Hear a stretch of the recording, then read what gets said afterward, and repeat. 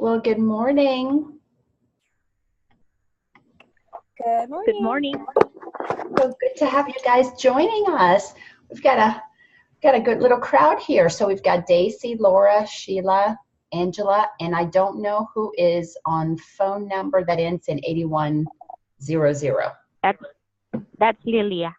Lelia, wonderful. Very cool. And then we just had Laura join us. Hey, Laura. Morning. So good to see you guys here. Hear your sweet voices here. Thank you for joining me so early in the morning on a Saturday. Oh, I can use coaching any day. well, let me just start by sharing just some of the messages that I've been receiving that have just had me weepy this morning because where we're headed is so beautiful. It's so beyond what the human ego mind can understand, but our heart knows that there is the truth in us. Our soul knows that we're headed home. And that just means to live inside of a space, that fifth dimension is a space of love and of we're going to help each other. We're going to uplift each other. We're going to be so good to each other. We're going to collaborate and co-create and cooperate. And I'm watching that happening already, be it in politics, be it in schools. There's just such a desire, especially by the young people, because they're coming in at a higher level of consciousness. When we recycle back in, we come in at a higher frequency. It has to be, because the planet is at a higher frequency with the people that are waking up. So the more of our lights that we open up, because that's what enlightenment is we're allowing more of the truth of who we are to express itself. So these kids that are being born are coming into a planet that has more light. It's lighter. So the frequency is higher. And it's so exciting. So I was getting these beautiful images of the amazingness that is coming, which of course, I know when I reincarnate, I'm going to reincarnate into a planet that is going to be so different than what we're seeing today. But our work is to stay committed to the journey. That's why the Course in Miracles is such a perfect manual, because it tells us exactly what we need to do to undo that third dimensional ego density and move us into that. At the very least, those who are waking up can live in the fourth dimension. It is so much better than the third dimension, because the fourth dimension is the dimension of choice. This is where we have awareness that we have a choice between love and fear. We have awareness. You gain the awareness, you gain the knowledge that there is so much more. And it's the fourth dimension is a time of really waking up to the fact that there is more than the nightmare that we have been living. So anyway, the Course tells us to be vigilant for only the kingdom, which means keep your eye on the ball. The ball is, how can you be the most beautiful, light, loving version of yourself? And today's lesson was so perfect, lesson 61, which comes at the tail end of a beautiful review. And lesson 61 is, I am the light of the world.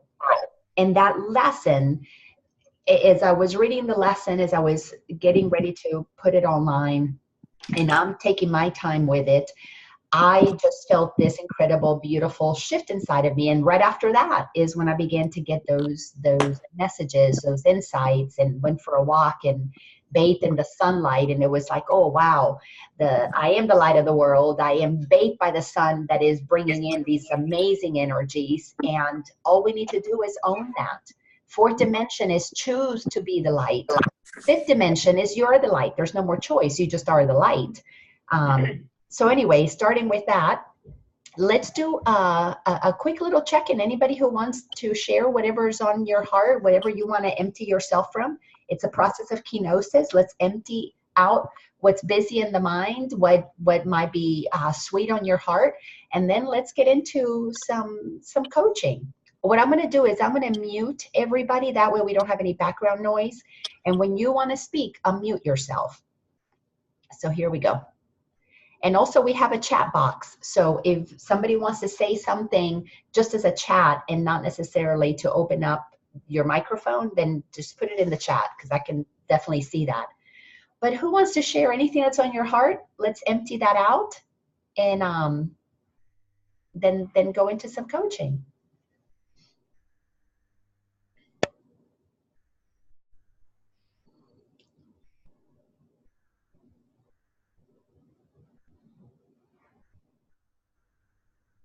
Can I share it? This is Angela. Oh, sorry, Susan. No, go ahead. That's okay. All right, so we'll go with Angela and then Susan. Thank you. I just got back from 5 days in Las Vegas at our biggest show of the year, and somehow have sprained my ankle. So I was walking around 100 miles a day in Las Vegas with my ankle sprained. And yesterday I saw the podiatrist who gave me a shot of cortisone, which kept me up all night. So I'm way far off of where I was a week ago. So I'm just looking to recenter and get back and, start, doing what you're talking about, because I have been very third dimension for the last. Okay. Yeah, and Vegas can be that. So if you don't mind then, and I'm sure you don't mind, I'll speak for you, Angela, because I'm feeling your soul.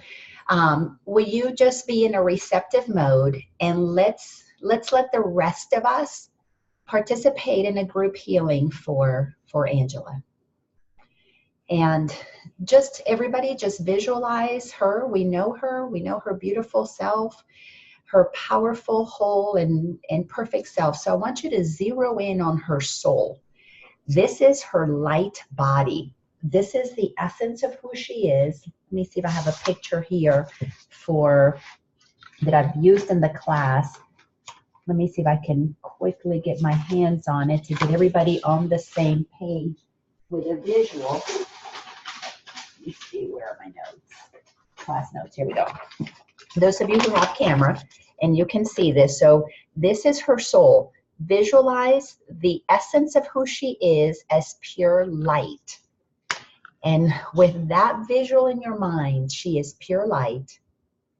I am going to say some affirmative words, and I want you to follow this.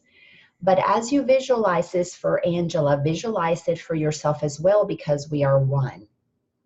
And visualize it for anybody that you know that might be ailing. This is the power of the fifth dimension. Whatever we think for us, we think for all. Fourth dimension is training us to understand that we are one. And as you visualize a body of light, recognize that light is what God is. That light is what Source is. And every single one of us is a ray of that light, which emanates from the central sun, the central creator, the central source, however you want to call it. And just look at that physical body as nothing more than an expression of light in form. So let's inform Angela's body and everybody's body, your body, anyone that you know is ailing.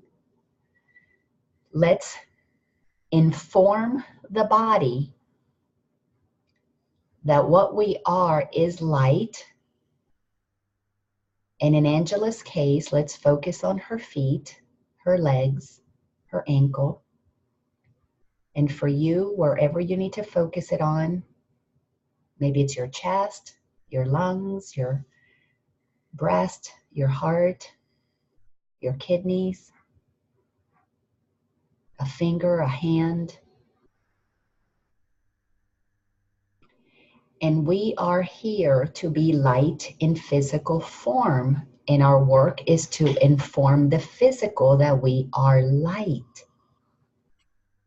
And as we inform our body through our conscious awareness, by deliberately acknowledging I am the light of the world, deliberately acknowledge, command, affirm, in essence, it's a very loving demand that the cells of your body activate the truth of the healing power that is within it, so that our physicalness, our muscles, our tendons, our bones, everything that appears to be solid become infused with the healing power of the light that we are. And Angela, I'm going to ask you to, with focus on your ankle, just ask it to please give you any kind of a emotional blockage that might be there. By having this ankle stuff going on, it makes me feel blank. So let's go to the emotion that is being held at the ankle. And when you can get a clear answer of what it is, and you can sense that that is it, but don't question it, don't overthink it, let me know, please. Well, two things came up. One, it makes me feel old. And another is it makes me feel like I can't move. Okay. So when you can't move and feel old, what emotion comes up that makes me feel blank about myself? It makes me feel powerless. Okay. So hold on to that you've got a belief that you are powerless because you're seeing a body that is appearing to age and appearing to not be flexible, movable. So I want you to acknowledge that that belief, I am powerless, means that your ego mind wants you to believe that you have no power over your body. So it is making your body, in essence, your leader, your king, queen, parent, source of reality. So I want you to acknowledge that you're not a body, you are free. For you are still as God created you, pure light. And you are going to command the light that you are, because God already decreed that it was so. And in the text it says, when you ask, it is yours to receive because it has already been given. It was given in the beginning for every single one of us.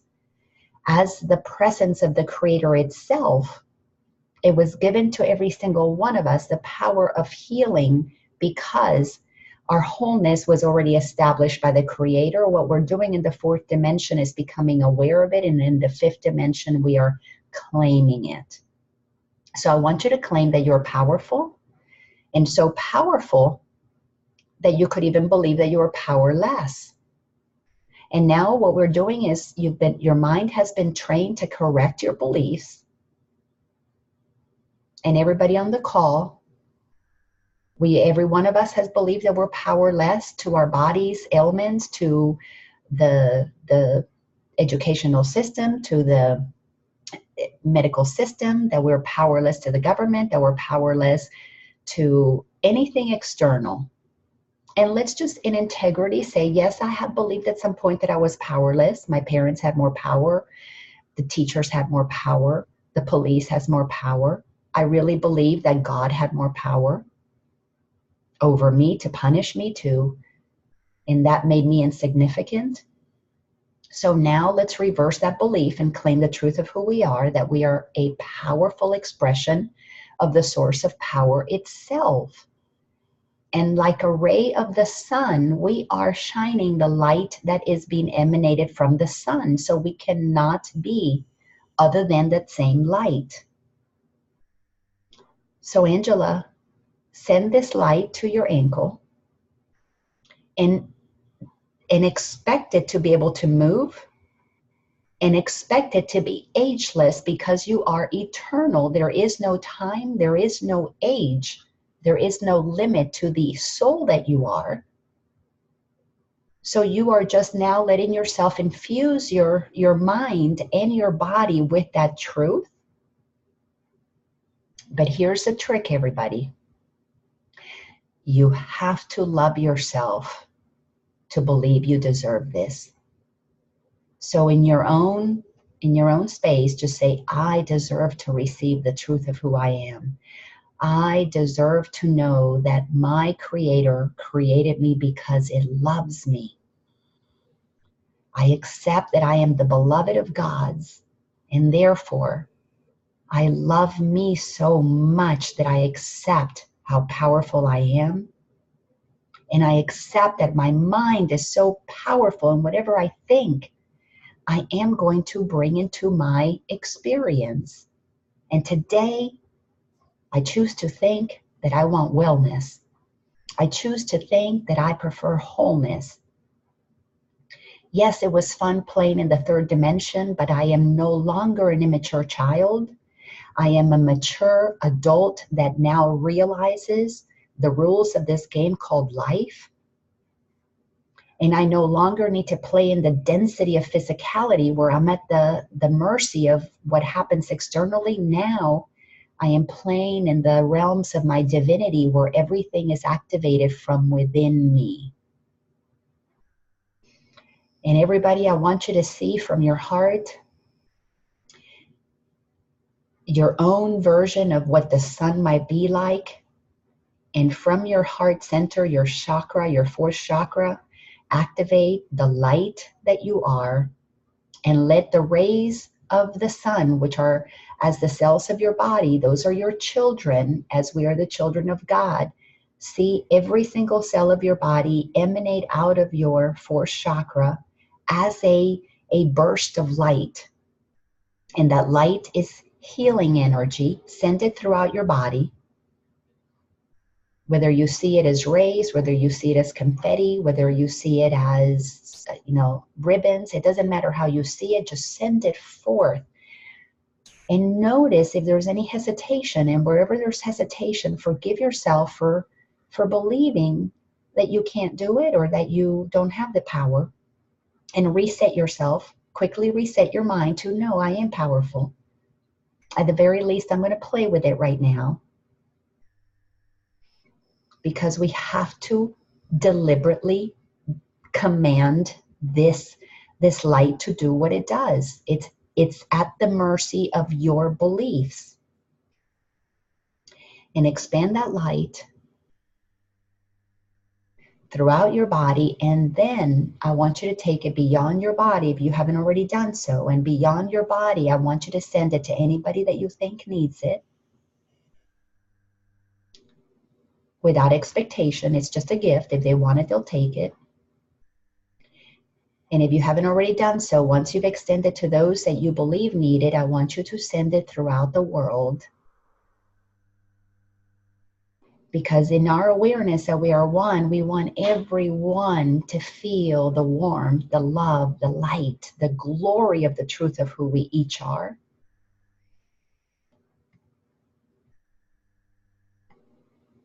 And as you let yourself send to the entire world, this planet, this galaxy, this universe, send it out, because our light is that powerful. It can go throughout the universe of universes and bathe everything with the light that we actually are a part of.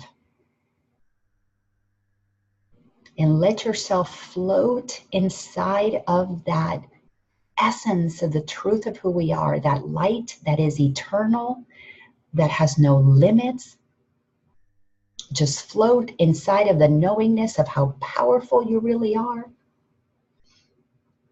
And that your mind is the only thing that aligns with the truth or blocks the truth, which is why all of the work that we're doing is at the level of the mind. And if you let your mind be still, not arguing with this truth, let yourself feel the essence of the magnificence of being a beloved child of the Creator. Unique and different, and yet made of the exact same light.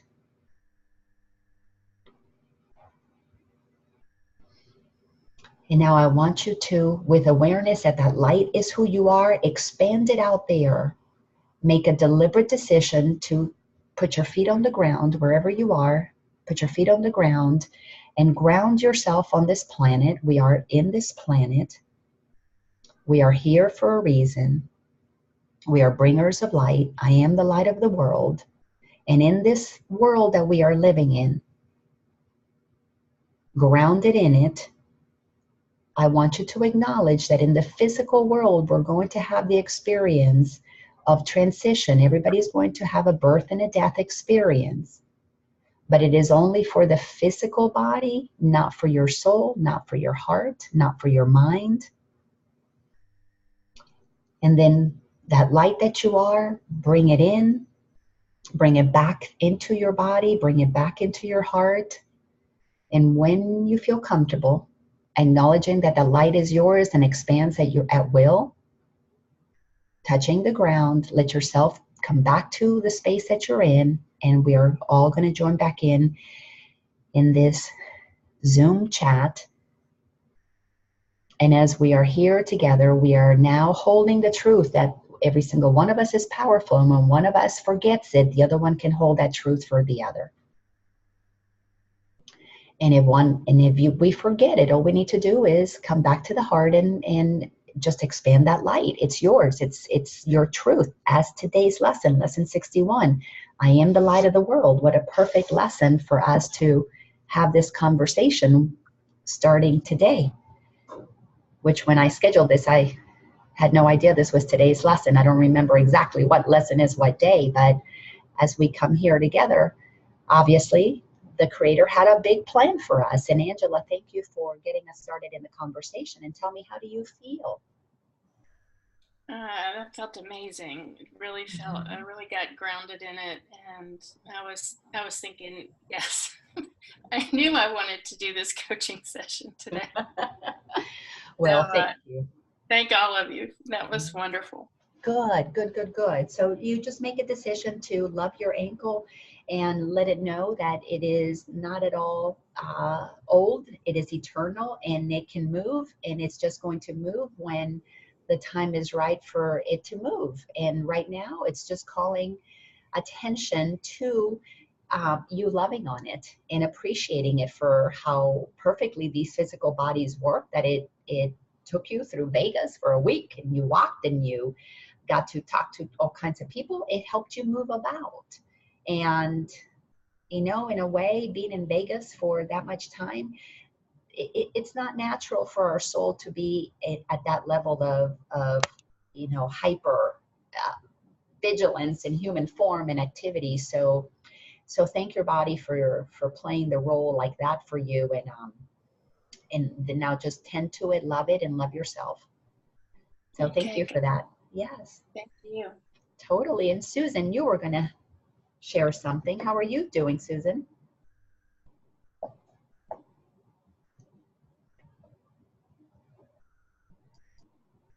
Sorry. Hello. Hey. I'm sorry. I forgot to unmute. I'm good. Two things, a question and your definition, and an observation. I am taking the Unity prayer class, and although I've been a prayer chaplain, it's been recommended that all the prayer chaplains do this because it gives additional information on Unity's approach to prayer, which is affirmative prayer. Mm-hmm. So admitting with a Baptist background, I've come from a give me, and really didn't engage in prayer because of that. Yeah. And more likely meditated. So my prayer partner, which I can share, is Brenda Davis, whom has attended your Tuesday class. She's a wonderful lady. Yeah. We're newly assigned to each other. And the other day, as we are together for over a week's period between classes and gather together like our accountability partners, only we're supposed to pray. And so the first thing that I shared with her is that there's confusion in my mind as to the difference between prayer and meditation. And part of this may be semantics. So my first question, or my only question to you, is how you define prayer and meditation. The other thing that we both observed was that even among those that pray, we can tell who the Course in Miracles students are, which is an interesting observation. So in a sense, I think we both probably felt and mutually felt that Course in Miracles students are, in my opinion and her opinion, are somewhat always in prayer. But anyway, so that's an observation, but your thoughts and how you define prayer versus meditation, because all of that is part of Course in Miracles. Mm-hmm. Wonderful, wonderful question. So in the very back of the third edition of A Course in Miracles, there is a section that is called, let me tell you the exact name, it's called A Song of Prayer. And I highly recommend that you read it. It's about prayer, forgiveness, and healing. And the Song of Prayer outlines a ladder of prayer. At the lowest levels of prayer is the prayers that you're talking about, a supplication. God, please give me, give me, give me. Fix this, change this. And then, of course, there's always the follow-up conversation of, what's wrong with you, God? How could you have done this to me? So Course in Miracles is, when fully understood, does two things. One is it removes our doubt of our power. That's the first part of the lessons, is to show us how we created beliefs that have us doubt the truth of who we are. So the first part of the lessons is that cleaning up of this doubtful system of thought.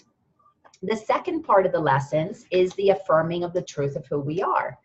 And the Song of Prayer walks us through, when we doubt who we are begging a power outside of us to give us answers. And as we progress through the undoing of the doubt, we come to a place that we sort of kind of doubt, but sort of kind of know that we are powerful.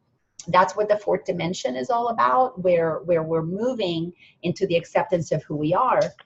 When we come to the place that we know who we are, but we're not grounded in who we are, the prayer shifts. The prayer is, God, let me feel my power. Let me feel my source. Let me feel my own healing. And it's still praying to God to give me something, but at least it's giving me, it's letting me feel what I already have been given. And then the prayer matures into what is the affirmative prayer, which is nothing more than a prayer that states what I am. This is where things like, I am the light of the world. Let me look at a couple of lessons where the course shifts into part 2, which starts with lesson 221. Basically, it's God is my life. Peace, peace is mine. Things like, this day is God's. Today I will judge nothing that occurs. So the prayer is no longer about getting something. The prayer is an affirmation of, I am willing with God to be what God created me. So the difference between prayer and meditation, to me, meditation is a deliberate decision to quiet my mind, and it's a training my mind to, well, let me actually say it differently. Meditation for me is a training myself to recognize that I am the awareness of my mind. I am the point of awareness that can see what's in my mind. This is necessary so that we can be aware of the noise of the ego, and then we can dive below the noise. So meditation is a training ourselves to be an observer, a vigilant point of awareness. When we can become a point of awareness, we can become aware of ego thoughts and feelings of truth. So once meditation has been accomplished in terms of achieving the goal of meditation, which is to be aware, then we can dive into the places where we can feel, because you can't feel when you're in the noise of the ego, because you're in survival. You're on the surface, the waves are beating you up, and you are just trying to survive. You're trying to hold on to the raft. You're trying to hold on to something, to somebody, anything to save you. So the prayers are very erratic on the surface, but as you dive down and you move below the noise, below the fish swimming by, the thoughts swimming by, and you rest at the calm place at the bottom of the ocean, that's where meditation does what meditation does. You can feel yourself grounded to the source because you're sitting in the lap of consciousness. You are sitting, being held in the arms of source. Then meditation becomes a clear space of intuitive awareness. So prayer at that point is at the meditative level, you know yourself to be one with the Creator.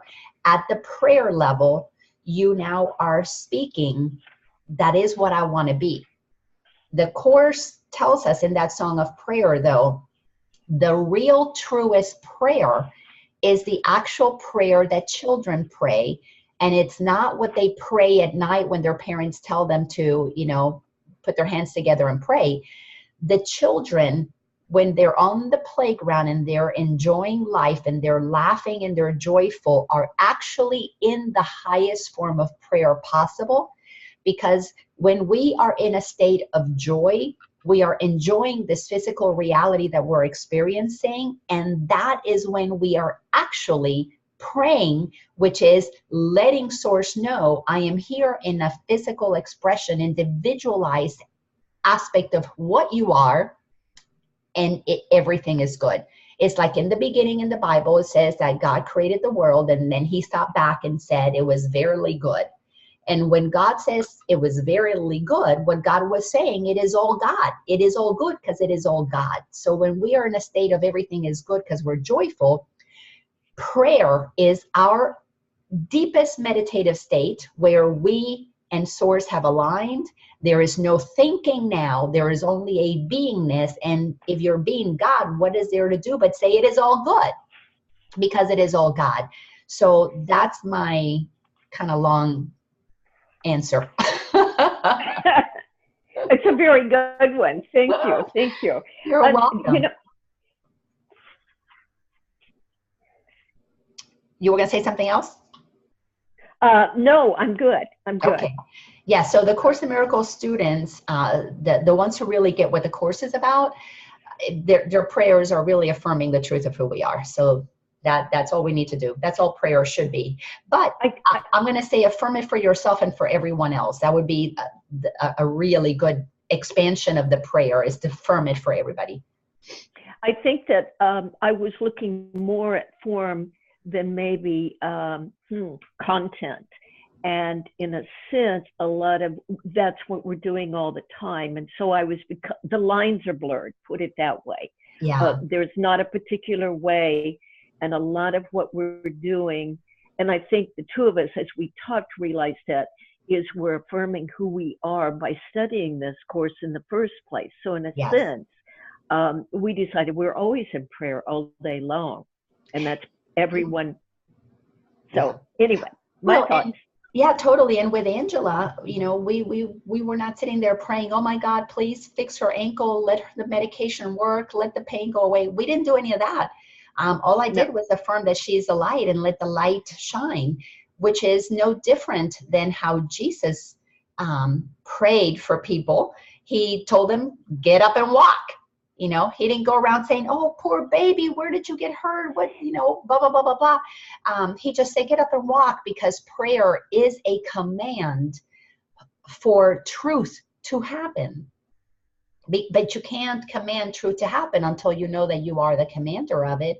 And you are the commander of it because you are the expression of God here to command the light and give it shape, give it form, inform it so that it can be in physical form and expression of truth.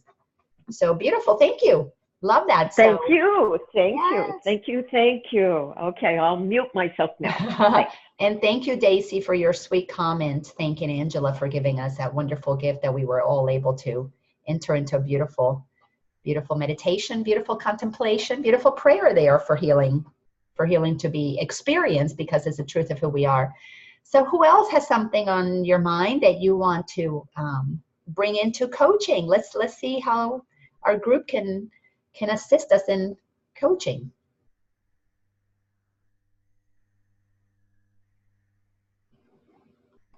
Gretel, you go ahead. I'm going to unmute you, Gretel. Yes. Okay, there we go. I can hear you now. Go ahead. Okay, good morning, everybody. Thank you, Lina. Of course. So this is very silly, but I have to say I need help. All right, so I have decided to, so my living situation right now is I live in a house with my 2 daughters, and I have a basement. So for a while, I thought about renting it to bring in some income, which will be really good. So now I did, and I actually found 2 people that came into my lap, really. I thought it was God sent because I didn't do anything. I didn't advertise, I did nothing. It was through a friend, all right? So they're wonderful ladies and everything, and now I'm having a really hard time to keep my peace because there are some other strange noises in my house, and it's really bothering me. It's really bothering me, although I know it's gonna be great, and it's great and everything, and now I'm like really struggling with it.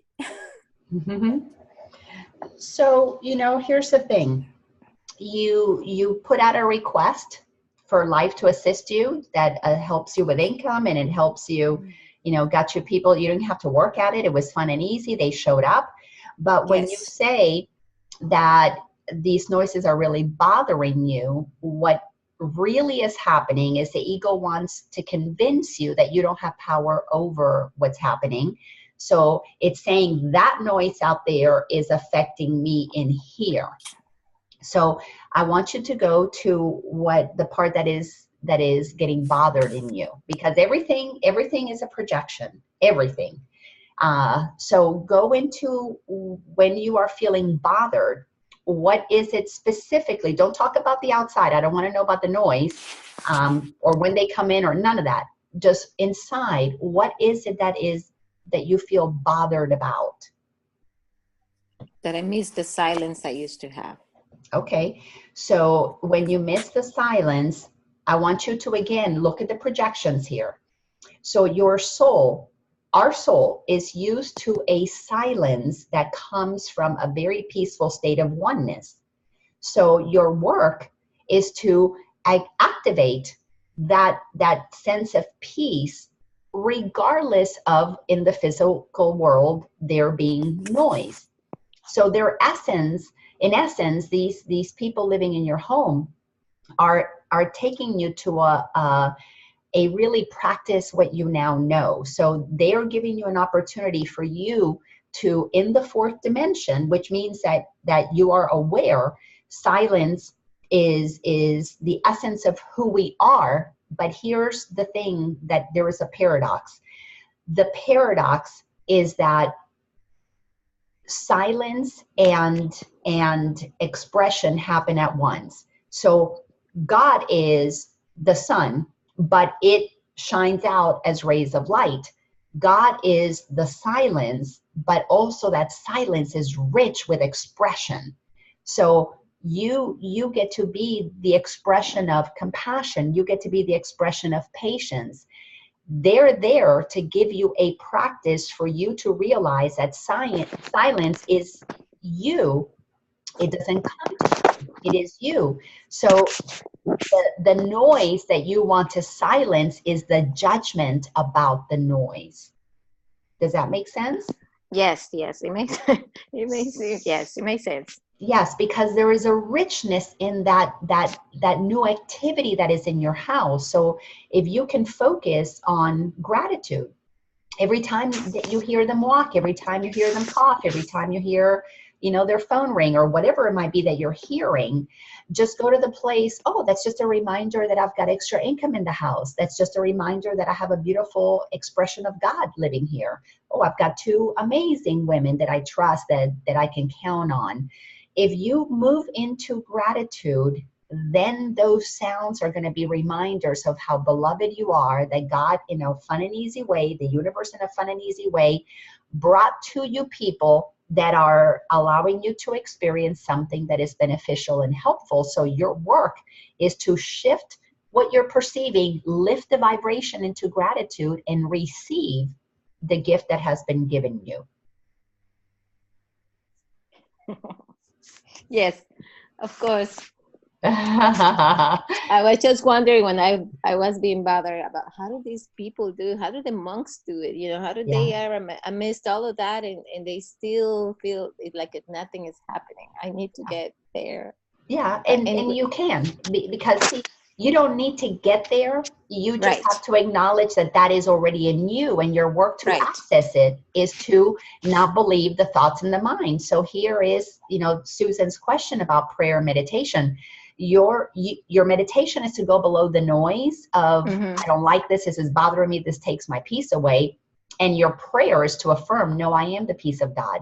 Peace is what I am. I am going to access my peace. And the fastest way to access peace is, one, through acceptance of what is, and two, gratitude, that you can shift from judging it to loving it. That's where you get to shift, is to enjoy that's a reminder of something that is beneficial to you right now. Yes, it is. Thank you so much for that. Thank you, Lena. Thank you so much. And let's go to Sheila, because she won't be able to stay with us the whole time. And Sheila, I'm unmuting you. So you're going to have to unmute yourself because I can't unmute you. There we go. How are you, Sheila? Sheila, can you hear me? Sheila?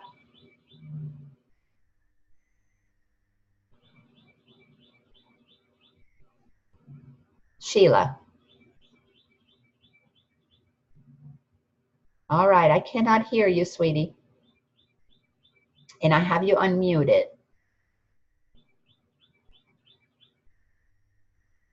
Okay, let me type. If you can hear me, Sheila, just type your question.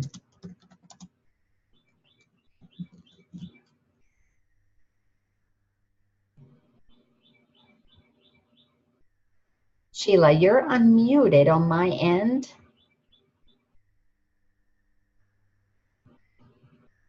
You may have to open the chat box to be able to see your chat. Yeah. Huh. Okay, because she did ask me if she could talk, but so you're having trouble unmuting yourself. Well, you are unmuted, so can you just start talking? Yeah, Daisy has a good suggestion. Try calling from your phone. Sheila, why don't you try calling from your phone instead of being on video? And while you try and get back on, or at least text me what it is that you wanted to ask, let me go to somebody else. So who else has a question or a comment or anything that you wanted to bring into the coaching session today?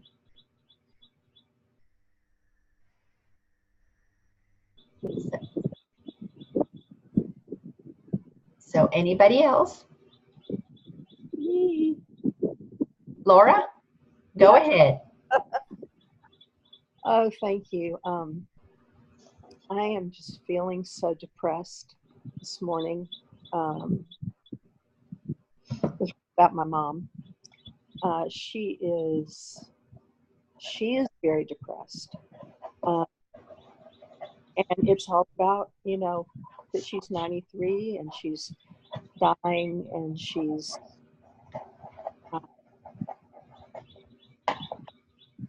very hard to console her. It's not that she's crying. She's just walking around kind of in just a state of gloom. And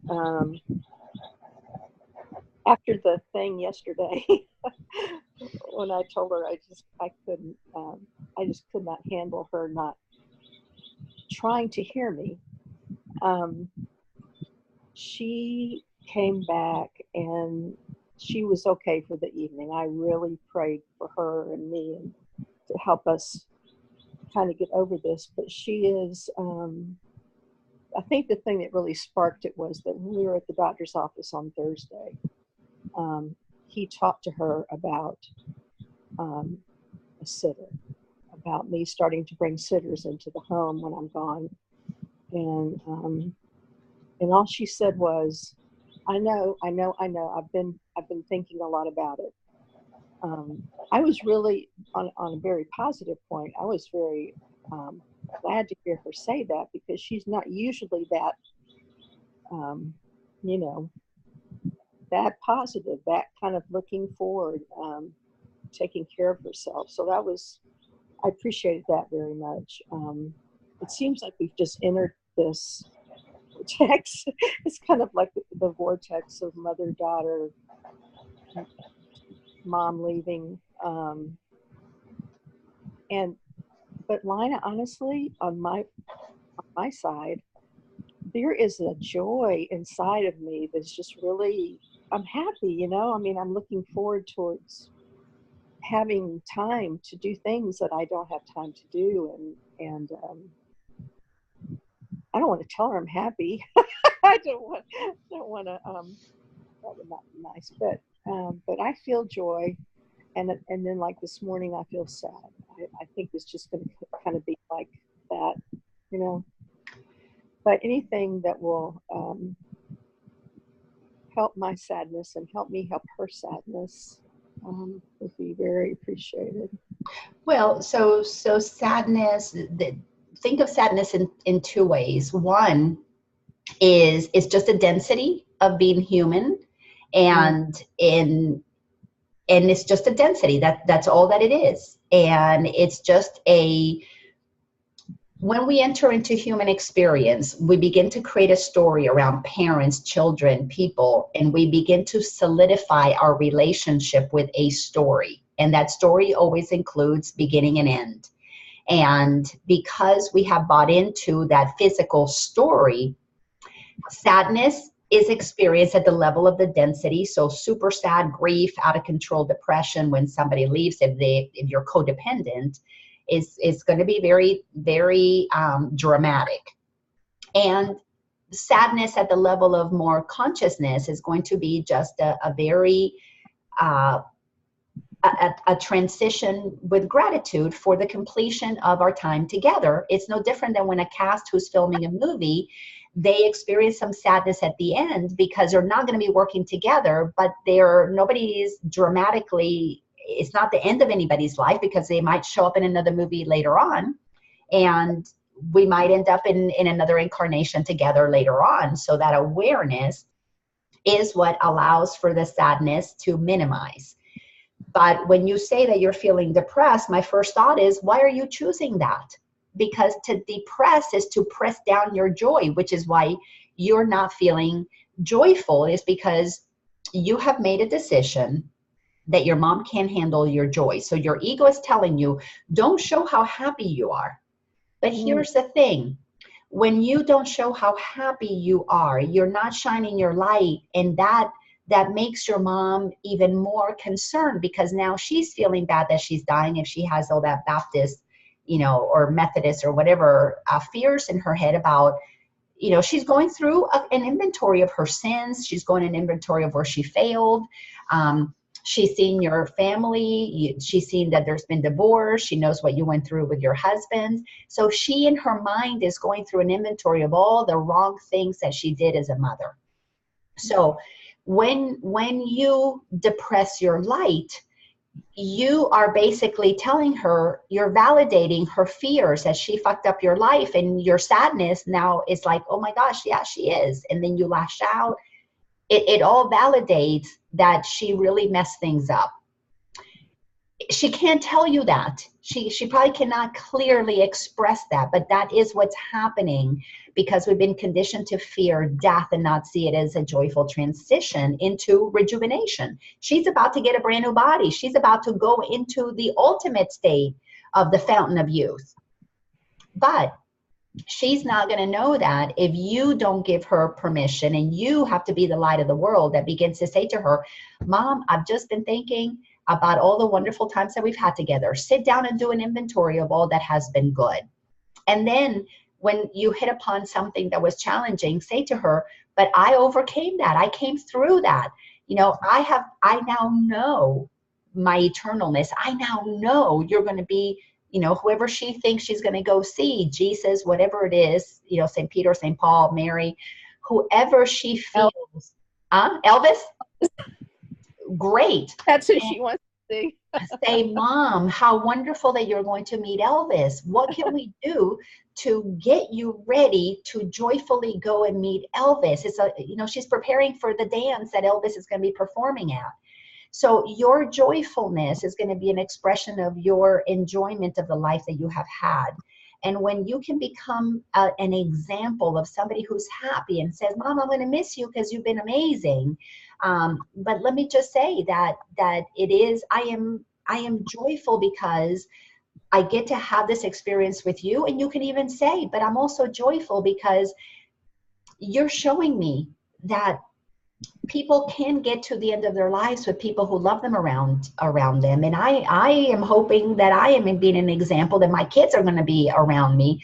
So focus on what you can celebrate that is working. And when she doesn't listen, you know, you had 2-year-old children in the house. You know what it's like when kids don't listen.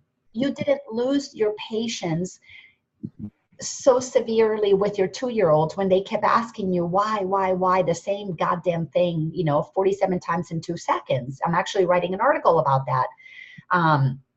Your work is to practice the patience, to embody the patience that are the characteristics of a teacher of God. And next week, we are actually moving from trust into honesty. And the development of honesty is consistency. If you are a child of God, so is your mother. Treat her like a child of God.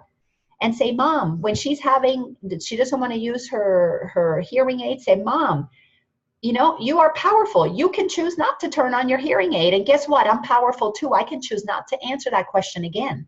So begin to assert the power that you both have. Don't be an expression of powerlessness, because that is not going to be helpful. Your work is to become an example of tolerance that tolerates in honesty her power. Oh, you don't want to get a sitter? Well, that's fine. You may not want to get a sitter, but I want a sitter because I want to go out. So here's what we're going to do. I'm going to get the sitter and you can sit here and not enjoy her. You're welcome to do that, Mom. But I'm going to enjoy not being here because you're 93, but I'm whatever you are, 60, you know, I'm 60 and you're 93. You are going to be staying home because you're not going out. So I'm going to get somebody who will watch you. Don't talk to her if you don't want to. Don't enjoy the presence of this being of light that I'm going to bring into the house. That's okay. You can do that. But I'm going to go out and have some fun because I'm an eternal being like you are. You can choose to have joy or not. I'm choosing to enjoy what's happening right now. If you can begin to be an example of you choosing joy, you are going to be a model for her of choosing joy. Be the example that lets her know that her transition is not going to ruin your life, because then she's going to feel bad that her transition is going to be painful. And because she can't articulate that, she's just going to be a pain in the ass while she goes through the transition. So give her permission to choose joy by you choosing it and being that example. Thank you. You're welcome. I love you. Yes. And Sheila sent me a note that she said she needed to go teach a yoga class. And I guess next time she'll figure out how to unmute her phone. So very cool. All right, Sheila, we'll enjoy your yoga class and we'll chat with you next time. So who else? Thank you, Laura, for that. That was wonderful. Lena, can I Yes, Susan, go Hello? ahead. Yes. Laura Landrum, can I just share something that you shared with me the other day and was so amazing and helpful to me? Laura knows, and maybe Line and others, but my brother passed a year ago, and we're coming up on the first anniversary. And he had a very difficult life, and his being here was very sad to me. In fact, I'm touching that sadness right now. But Laura Landrum, you may not have remembered, but last Sunday when we were downstairs in the Holy Grounds Cafe, you said to me that he had already retransitioned back here again. And although those words are simple, it's a simple sentence, it was so helpful to me because I merely saw my brother in his difficult stage, as your mother is in a difficult stage, simply going into the closet and putting on a new set of clothes. He took off one set of clothes, he put on another set of clothes. And all of a sudden, it was like, to you, it may have just been one sentence. To me, it was like, oh my God, one of those gotcha, got it moments. And although I'm feeling some sadness right now, I'm really not. He is so much happier. So I just want to share that the image that I keep getting, and I love fashion anyway, is going to the closet, taking off one set of clothes, only to put on another set of clothes. So That's my beautiful. 2 cents. Thank you for saying it. Thank you. Beautiful, beautiful. See, this is what group coaching is about. We're all helping each other. Beautiful. Thank you, Susan. Yes, and listen, You're welcome. You're welcome. Love to you, dear. That was so amazing. Just really helped me, but thank you. Beautiful. It's Stacy. Can I say something? Yes, Miss Stacy. Thank you. Hey, I'll turn on my video. I've been struggling with just the roller coaster of the going back down into third dimension and then going up to fifth, and just I keep doing that. I remember you did a ruler in one of your the ruler thing, and it's just going like this and It's a seesaw. And sometimes I think what I've learned this week is just I am where I am right now, and just to have compassion for myself and not feel like I have to fix myself or be anywhere but where I am right now. And I think even when I'm in the third dimension and I'm like, oh, I don't want to be stuck in this ego place because it doesn't feel good. No. At least have compassion for myself that when I do go there, it's just showing me some lessons, and just kind of just try to stay centered is what I'm trying to do. And I'm so looking forward to having more mastery of my mind to be able to stay in that calm, because that's going to be amazing. Just to be in that joy all the time, just to recognize it and just be more compassionate with myself. But that's kind of what I'm thinking. Yeah. No, and you have to be kind, you have to be compassionate with yourself, because that's what self-love is all about. And self-love is that we're learning to be loving towards ourselves. And it is that self-love that allows us to feel what God is, because God is love. How else are we going to know what God is until we begin to give ourselves that love? That's why this is a journey of self-love, loving ourselves into ourselves.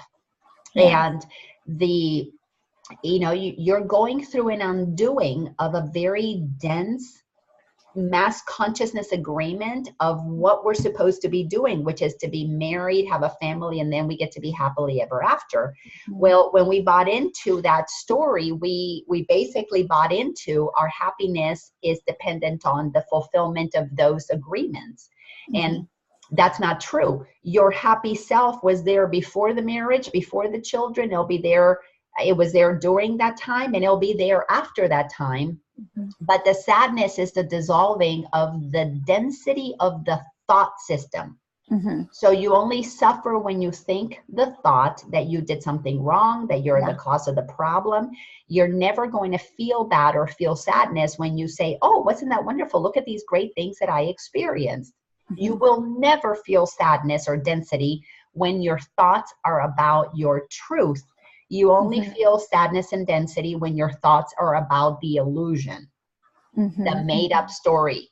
So whether it's the illusion of, you know, Laura, mom is dying, or the illusion, Angela, you know, my ankle is old, or I can't move, or whatever. When we go, or Gretel talking about the noise, I can't be at peace because of the noise. It doesn't matter. Anything that we point to that takes away what God gave us is an illusion. It's made up. It's just bullshit in our head. So the minute that you decide not to believe that, you come back into alignment with the truth of who you are. So your work is very simple. I am going through the undoing of an agreement that I bought into was the only way that I could be somebody, that I could be happy, that the world would then approve of me. And now I'm coming to the place that I want to approve of me. And the best way to approve of me is to be gentle and loving with myself, so that I can sit while this illusion dissolves around me. And that illusion dissolving is what hurts, is what causes sadness, because it comes with the inevitable guilt and shame that the ego activates. Because first it activates the anger at the partner. You know, I'm angry, I want to get out of here, which is all based on judgment. Then it activates the fear. Oh shit, we are going to end this. This means I'm going to lose everything I have. And then after the fear of, oh, what I'm going to lose, then it activates the guilt and shame. Oh, look what I did. So when we are operating with the ego, it is always in one of those three stages, always giving something outside of us power. So we have to move through those stages. That's what the fourth dimension is. I am going to consciously move through the stages of taking away power from the ego mind. And as you sit, the more you practice sitting with your thinking and not judging and not blaming and not pushing it away, the more inside of your loving the thoughts in your head. Well, you're loving you. And you're loving yourself for having chosen thoughts in your head, for having the experience of being a human in third dimension. The more you come to peace with that, you can do that because that's what you chose to do, the more those thoughts begin to dissolve. So on the seesaw, you know, we're moving up and down, and that up and down is erratic in the beginning while we're starting down the bridge, but then the only thing that will balance you is to put one foot grounded in fifth dimension. I am light. I am eternal. This cannot alter what God created me to be. So what I'm feeling is nothing more than my human thinking. Let me just observe it, get behind it, and be the point of awareness, aware of the thoughts. And then at some point, I don't know when it happens for anybody, but at some point you'll begin to kind of go, isn't that interesting how I'm thinking these thoughts and activating all this suffering? Now that I know that I'm the one who's aware of it, let me shift the thoughts of what's wrong and what I did wrong to gratitude of what I did. Gratitude for, it was through that path that you got your kids. It was through that path that you got to be who you are today. And when you deliberately begin to change your thoughts, choose your thoughts, then the suffering thoughts kind of become amusing. It's like, oh, well, here we go again. I'm going to cry a little bit because I'm thinking, you know, it's my fault. Okay, let me just enjoy the experience of in that moment, you're the actor hurting. And then the next moment, you're the actor taking the costume off. And, but you're that. What you've said before is it's a decision. It's a decision. And it really truly is. It's a decision of how I want to think. Do I want to be in ego, or do I want to be more with loving thoughts. So, but it is, I was codependent for 20 years. So, but here's the thing. I want you to accept that you became codependent because it's what you were taught by an unconscious world. And what you are doing is you are moving out of what the world taught you to what God has said is your truth. And undoing that codependency, it is going to show you the level of grace that you are giving yourself. Because as you undo that codependency, you're basically saying, Mom, Dad, world, teachers, friends, you taught me something that wasn't true. So I'm going to forgive all of you for, you didn't know what you were doing. And I'm going to forgive myself for buying into that. I didn't know what I was doing, but now I know. Now I know. So I'm going to allow the dissolving of that story to be experienced from a loving place. Because now what you're going to be exempling for your children is a woman who's not going to be diminished. Because that's what you want to be, is somebody who no longer is going to be diminished by the completion of a human agreement, nor in the next relationship will you be somebody who's going to be uplifted by a relationship. You're going to stay neutral. Our ego doesn't like to be vanilla, but vanilla is where the light is. Vanilla is the neutral that allows us to be who we really are. So we got to get back to that vanilla place, and the ego doesn't like that. So you're just being gentle with yourself. So beautiful. I'm so glad to hear that, because you are the light of the world. And how you handle this, you're teaching your children a new paradigm, a new belief system. My favorite part is that's just bullshit in my head. I like that. That's going to be my big takeaway. Get back in your power. That's just bullshit in your head. Yes, it is. Totally. That made my whole Saturday, Lina. Oh, good. See, once you start really getting to understand truth, it really is comical. It is a freaking comedy show. Thank you, Daisy. It's so much lighter than, oh my God, I'm getting old. My ankle doesn't work anymore. Yes.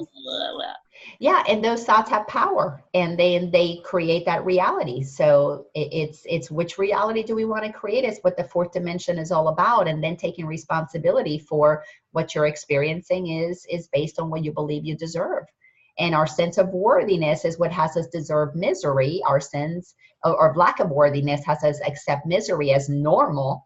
Our sense of worthiness says, no, that's bullshit. I'm not going to take that.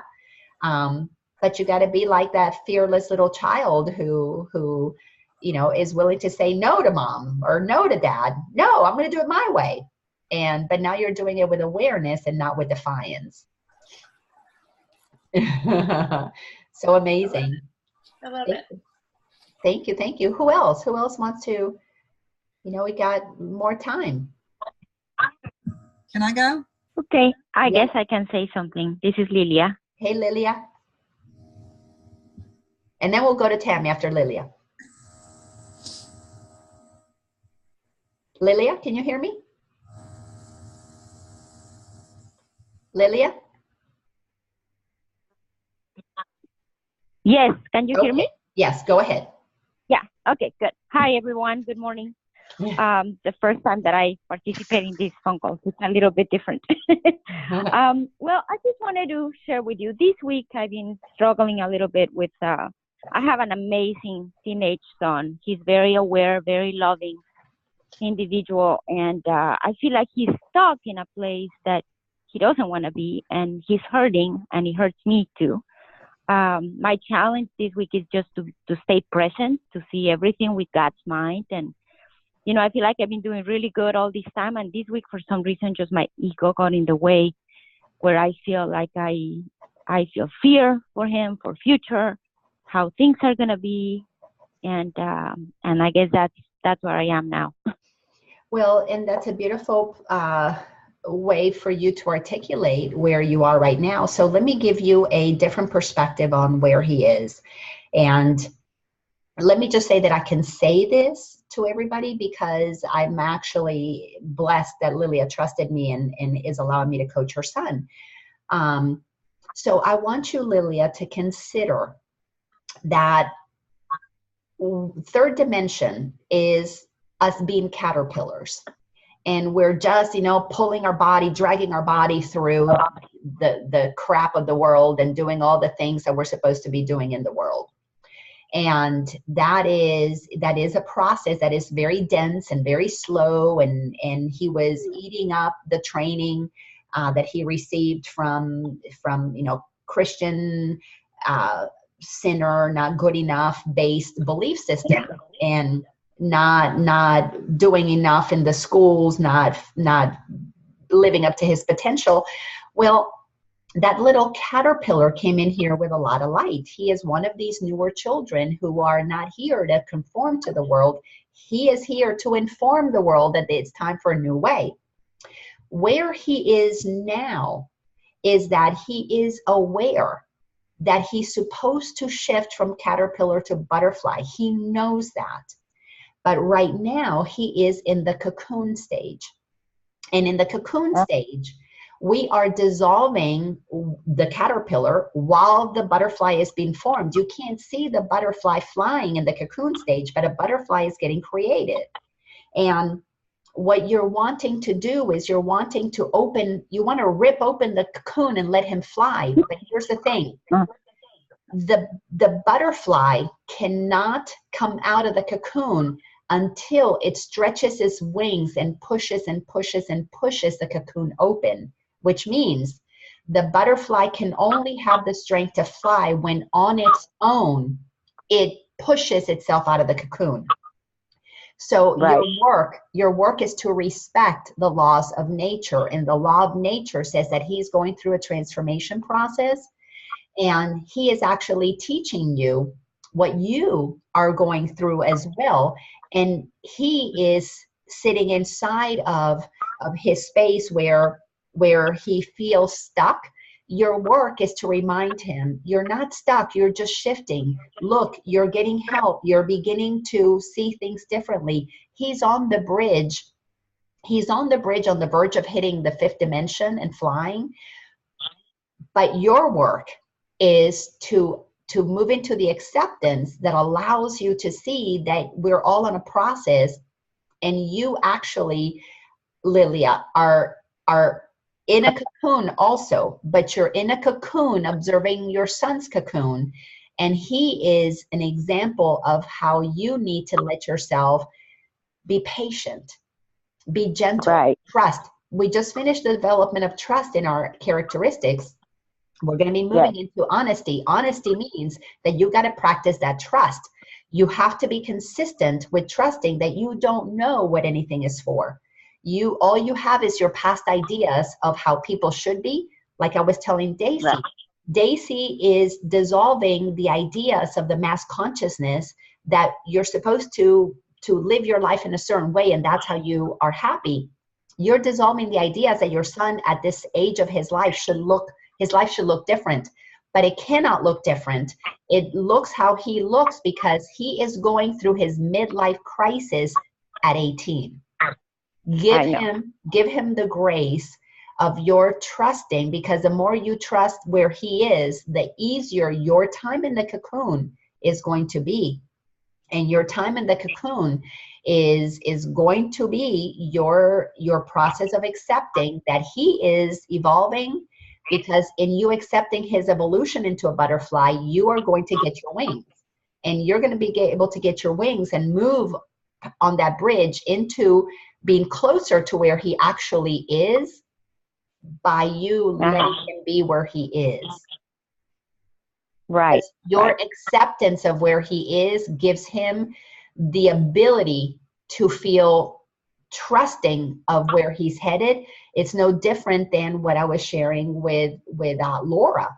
If Laura doesn't accept her mom using her power to feel miserable, her mom doesn't know how powerful she is, that she could choose differently. So if you want your son to accept that he is going to be capable, you got to tell him, okay, today you're choosing to do a little bit of struggling, but I know that you're realizing you're going to choose to fly, to do whatever soon. We have to give people permission to be powerful. Instead of using them as a reason I can't be happy, we got to say, no, I'm happy, and you can do whatever you want to do over there. That doesn't change my happiness. They need an example of how we are the ones who source our own happiness. Is what I had to do with my son Spencer. Well, with all of them. When Lauren was suicidal and depressed, I would, I haven't said this in our Monday night class. Some of you who've been with me before have heard me say this story, I think. But when Lauren was suicidal and she was cutting her wrists, she went into treatment for to Ridgeview for a period of time. And when she came out of that treatment, I had already been on this journey a couple of years. I was already beginning to feel like I was clear about the truth of who I am. Actually, it had been a year since I had started my journey. And when she came out of treatment, I said to her, I said, sweetie, I so get that you're cutting yourself, that you're wanting to kill yourself because you believe that you're powerless. But I want you to know that you don't have to worry about ruining my life if you kill yourself. Yes, I'll be sad if I don't get to go to your graduation or your wedding or see your grandbabies. But I want you to know that I honor your powerful self, that if your powerful self chooses to kill yourself, that I am honoring your decision to do what you want to do because that's how powerful you are.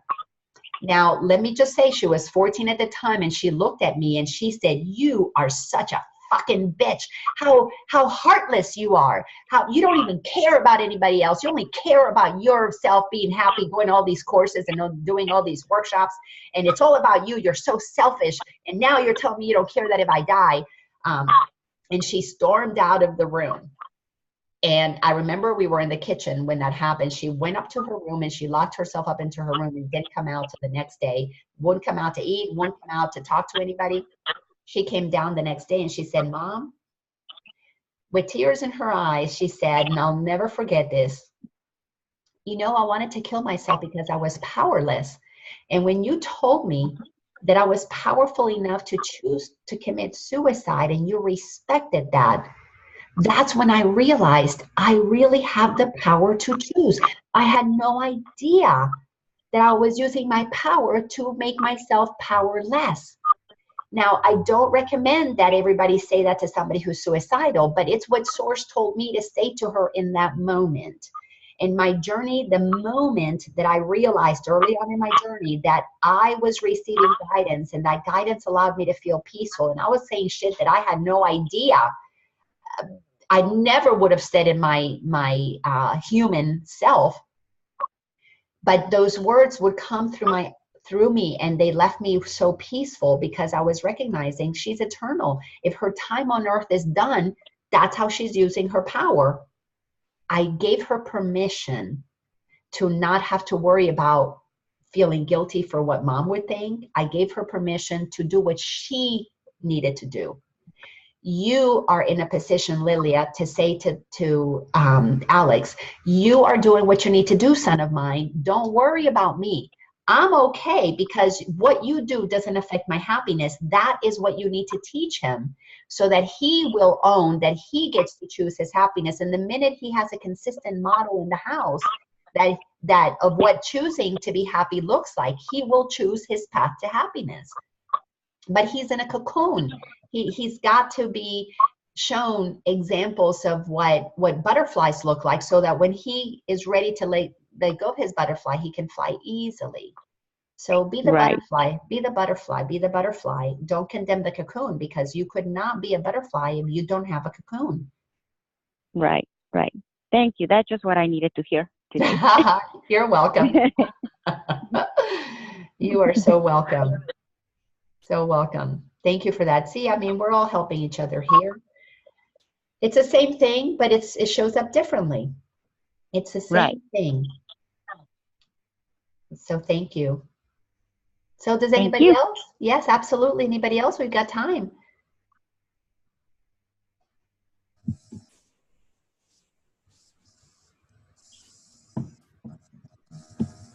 Who wants to go next? Lena, can I go next? Hey, Tammy. Absolutely. Hey, congratulations, grandmother. Thank you. Thank you. Yeah, that's been an awesome experience to share with my daughter. But I just wanted to check in that I'm still, I just became aware that I'm back in a pattern again, just, the last few weeks with Rex around, I guess, power. I mean, I go from what's going on is that Rex and I have been living together 8 months, and I'm regressing in more dependent behavior. When I was very independent, like I spent 5 years on my own, taking care of myself, paying my own bills. But since we've moved in together, I've kind of regressed into becoming a little bit dependent on him. And he's not in a job right now. So I have a part-time job, and I am looking for either a full-time or a part-time job to bring in additional income. But it's kind of, I'm in the place where I've got the awareness of it, but I'm not moving into a lot of action around it. Mm-hmm. Yeah, because the ego mind wants to keep you believing that you have no power and you've got to get it from somebody else. So the codependency is no different than what Daisy's going through. Daisy's going through the beliefs that now she can't be happy and she's not a good person because a marriage dissolved. So ego's convincing her of that because that's what we've been taught. You are also doing the same thing, which is the conditioning of the world is, the husband should take care of you and provide for you, or the soon to be husband. And when we buy into that, we go into codependence, and codependence is nothing more that I now need to depend on the other person to take care of me, because I have decided I'm not going to believe that I am independent as God created me. So your work is to be with those thoughts, observe the thoughts. And your opportunity here is to come out of that cocoon, to morph from codependent into independent. And right now you're in a cocoon where life is giving you the opportunity to see these patterns that are showing up so that you can dissolve the caterpillar and you can begin to own your wings. But for you to own your wings, you have to get into a place of not beating yourself up for being codependent, not beating yourself up for being in a state. And if you don't mind, Tammy, I'm going to mute your phone because I'm getting a lot of background noise. So when you want to talk, go ahead and unmute yourself. But what is happening is life is giving you the perfect situation for your growth. So I absolutely firmly believe that Rex is without the job right now for you to see your patterns.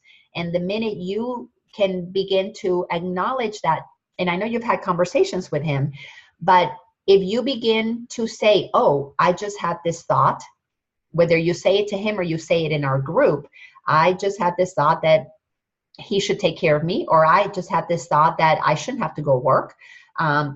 If you can begin to call out those thoughts, lovingly observe them, like Daisy needs to observe her sadness with a divorce. You need, and also Laura needs to observe that she's having sadness with the idea that her mom may transition in the near future. You need to be okay with that you're about to transition out of codependency. And the more you are gentle with yourself as you observe these thoughts and do exactly what Angela was saying. Wow, these bullshit thoughts that we have been conditioned to believe have cost me a great deal of suffering because they affected your previous relationship. They probably have affected every other relationship. And these thoughts have a root.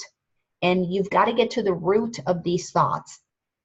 And this is a specific question to you, who comes up in your conscious awareness as the model of that women need to be dependent on men?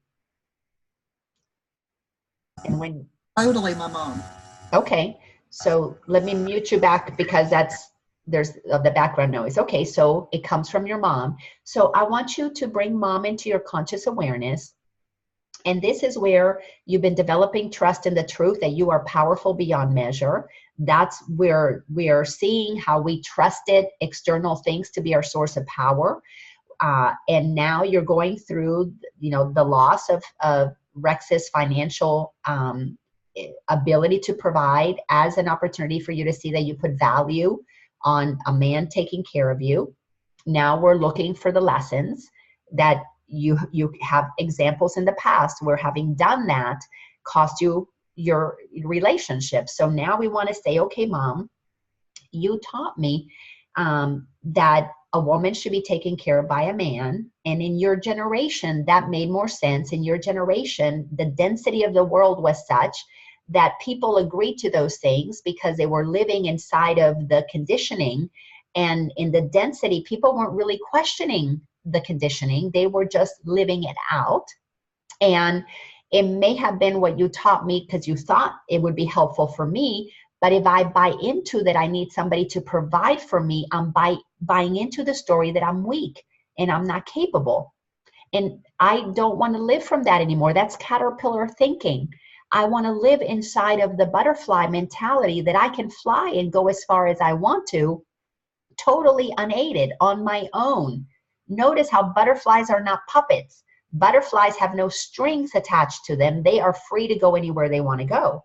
So your work is to say, Mom, I recognize where that came from. It came from you, but you got it from your mom. You got it from, her mom got it from her mom. It's a generational thing that is now suffocating me. It is keeping me imprisoned in a thought system that makes my mates my victims. Now I become like this black widow that is trying to suck the life out of these men because they're supposed to take care of me. I don't want to do that anymore. I want to own that I am powerful, that I am capable.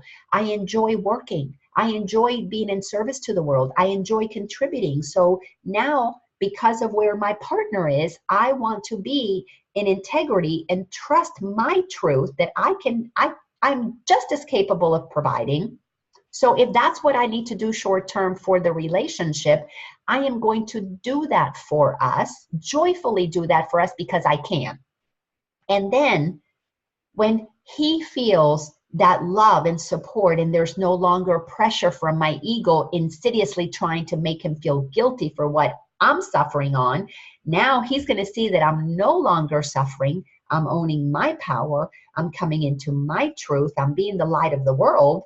As the light of the world, I'm giving him permission to free himself from having to be responsible for me, because that's not true. That's bullshit. He now can be responsible for just him. Now, without that pressure, I am going to use the power of my mind to visualize both of us having work that we both enjoy. In the meantime, I'm going to call to me work that allows me to have more money coming in. And that is going to give him the freedom to have money come to him through the form of a job that he loves. And because I'm powerful beyond measure, and I really don't want to work full time, what I'm going to use is my power. I'm going to focus it on me getting what I need temporarily so he can get what he needs permanently, because I really want to be free to go spend more time with my grandbabies. Oh my gosh, I love those grandbabies. It's so much fun to be around them. And because I want to be an example of an independent being so that my daughters can see what independent women look like, now I will be an example of somebody independent, but being in a interdependent relationship with my partner, not codependent. I'm going to stand as somebody who knows both of our powers to manifest. And while I'm at it, I want him to manifest a powerful, beautiful, amazing job, because I know he would like for me to be able to have more freedom to enjoy these grandbabies, because that's the kind of love that we have. He really wants that for me. But while I'm in this temporary situation, I'm going to bless it as the gift that it is, showing me my bullshit so that I can transcend it and let both of us be set free to be what we really both deep down in our hearts want to be. So your work, sweetheart, is gratitude that you're seeing these patterns. Don't beat yourself up over them. You learned them. You bought into them. We all did. I did. Daisy did. We all did. And now you're just choosing again. You're choosing again. And temporarily, you're going to get your power by doing whatever it is that you need to do to help financially. And at the very least, if you don't need to go make more money and just live within the money that you already have, do it joyfully. Do it with gratitude. Hey, at least we're able to get through this. If your attention is on freeing him from making you safe, you actually give him the safety that he needs to be able to, without fear of losing you, without fear of what it might do to you, which makes him feel insecure. He now can return to his confidence and be able to use the power to manifest what he wants if he's not split with his energy worrying about losing you. So tell me if that makes sense. Go ahead and unmute yourself. Yeah, I definitely get that I need to work through these beliefs. It's all it is. It's all it is. Don't let it be anything more than that. You're looking at the beliefs that cause you to go down versus the beliefs that lift you. So you're shifting beliefs. That's all that you're doing. And when Rex and I do communicate and open up and really communicate well and be intimate and talk, I feel closer to him and he feels closer to me. But sometimes in the game of life, we don't communicate as well as we need to. So I've been talking to him about this. I do need to talk to him a little bit more about how I'm giving my power away. Mm-hmm. Yeah. And just, start making the changes that I need to make. I have been applying for jobs. I really want another part-time job because I have one client with my contract. I have a contract to close business that I really need to work on. That would allow me, and I do want to travel. I do want to be able to spend a Friday, Saturday, Sunday with my grandchildren. I have a grandchild in Charlotte and I have one in Florida. Mm-hmm. So having some flexibility. I don't really want to go back into a 9-to-5 Monday through Friday. I will if I have to, temporarily. And that's what you have to tell yourself. You're on an adventure. Everything is temporary. Babies are only going to be babies temporarily. You're going to have a part-time or a full-time job temporarily, but your decision to be a contributing partner and own your power in the meantime is what's going to shift the energy, because you're thinking that this is a terrible thing, that this is a keeping you from doing what you want to do, is what is creating more of this to happen. So here's a suggestion. Since he knows that you're doing this coaching and you're looking at these patterns, since that's already an open thing between the two of you, tell him that every time you feel down is because you're having a thought that things are not going well, that you prefer to shift those thoughts to what you want to go well. And what you want to go well is for you to find a job that's going to be, more clients, that's going to make your business more successful. So if you focus on what you want, I want you, sweetie, to find the job of your dreams. If you deliberately then ask him, tell me, describe, what would that look like? Create a vision board.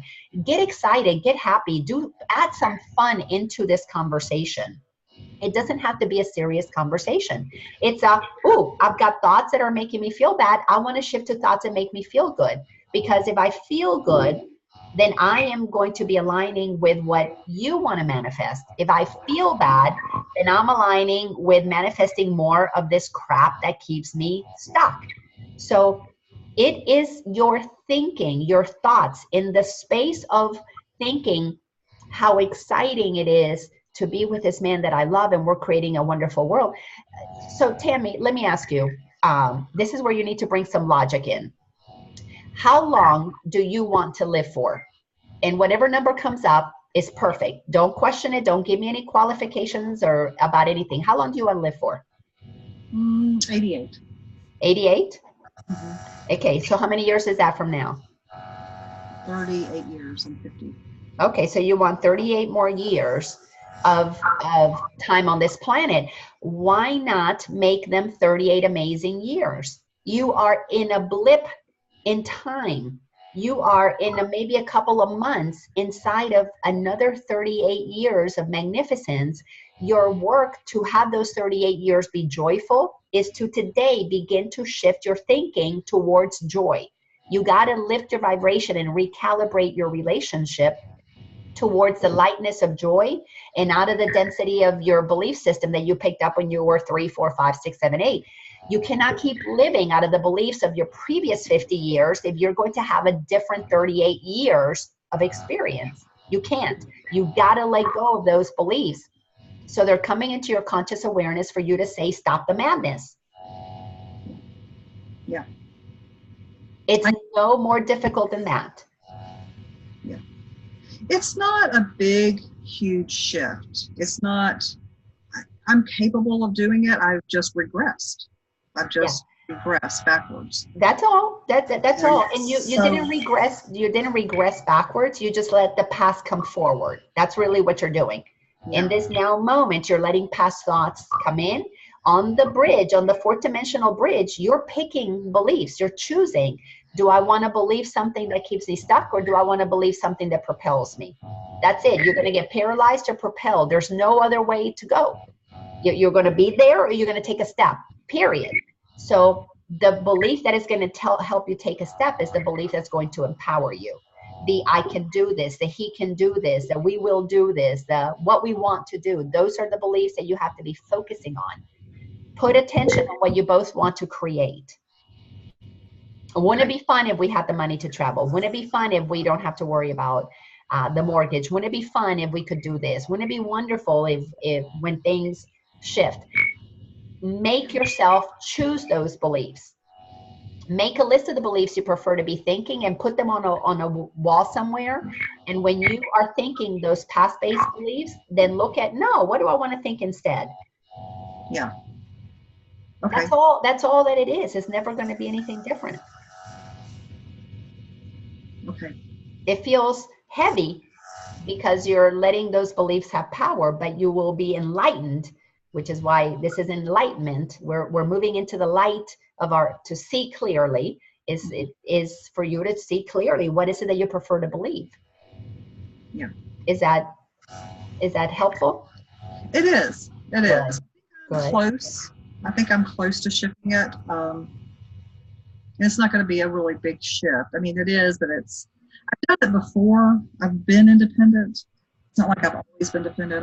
I've been on my own. It's just that when I get into a relationship, that's it. That's it. The old beliefs come forward because that's what mom taught you is what you were supposed to do. So you got to be clear about the beliefs of your independence and bring and see, when I was single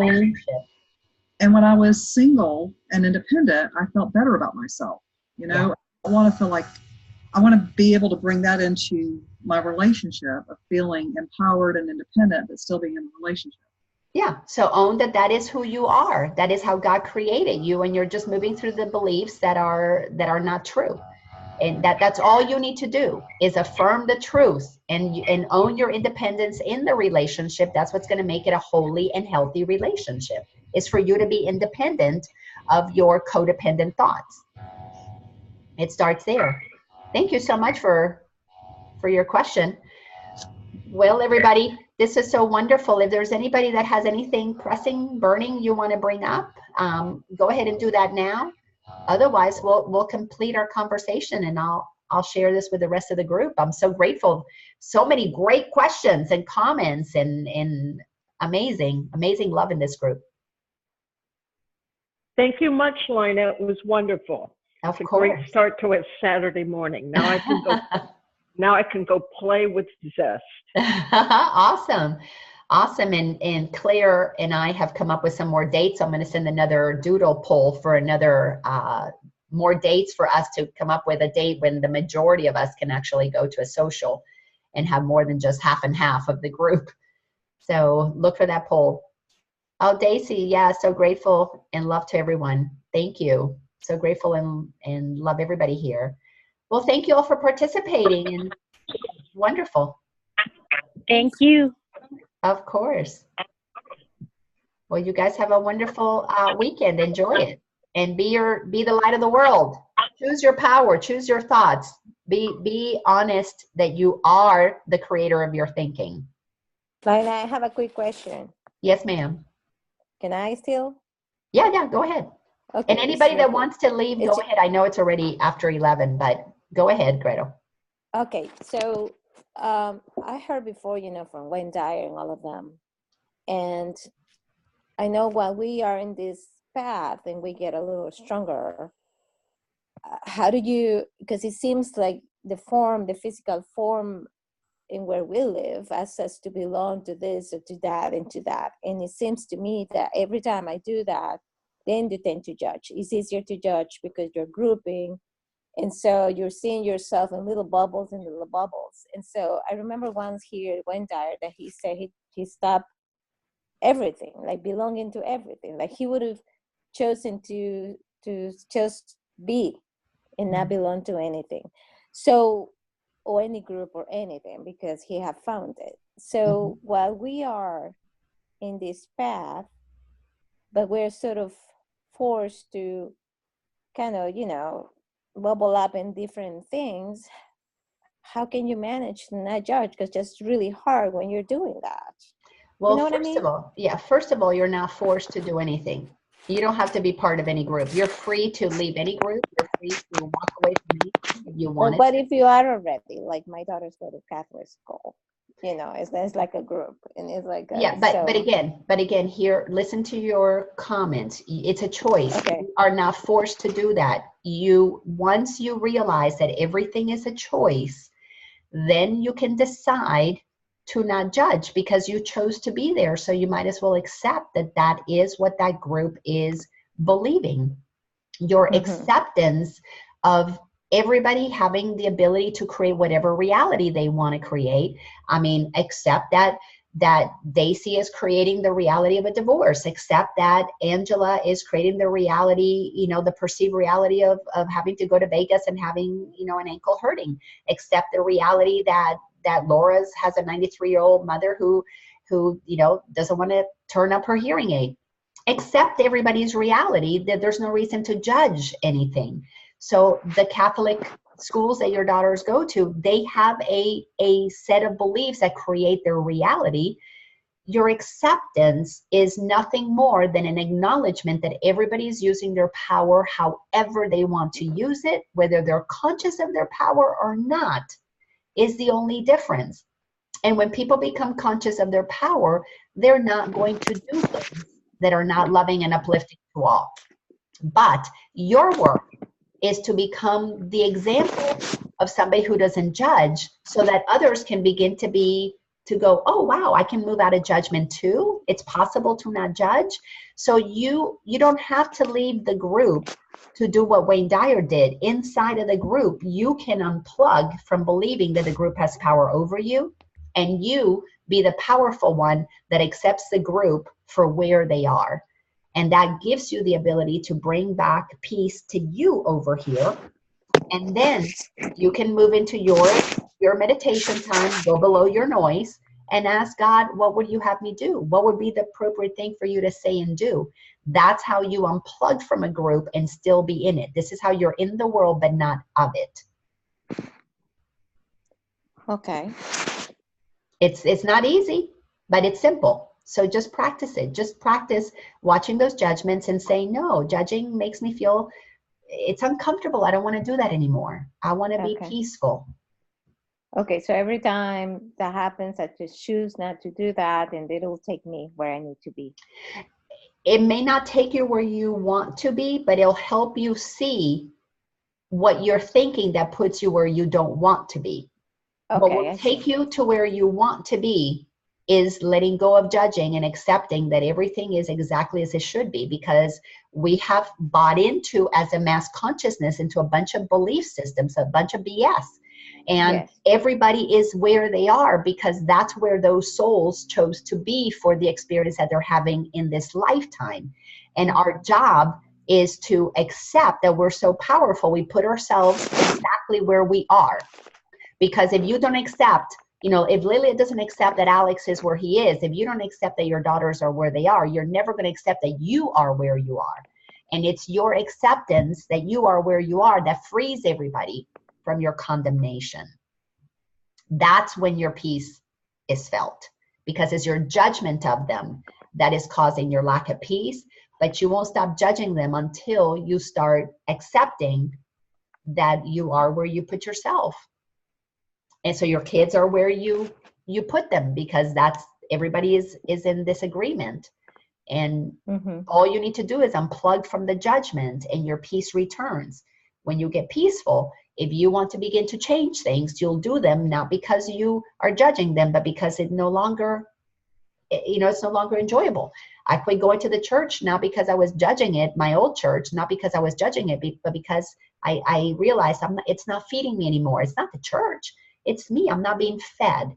I have, my consciousness has expanded outside of that church. So I stopped going to my old Christian church. But they served me while I was there. I understand. Okay. Okay. Thank you so much, Anna. Absolutely. Go set the world free. Yay. Be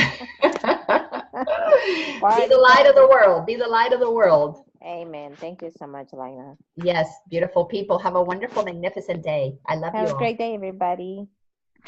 All Bye. right. Thank you. Bye-bye. Bye-bye, everybody. Bye-bye. Oh, I love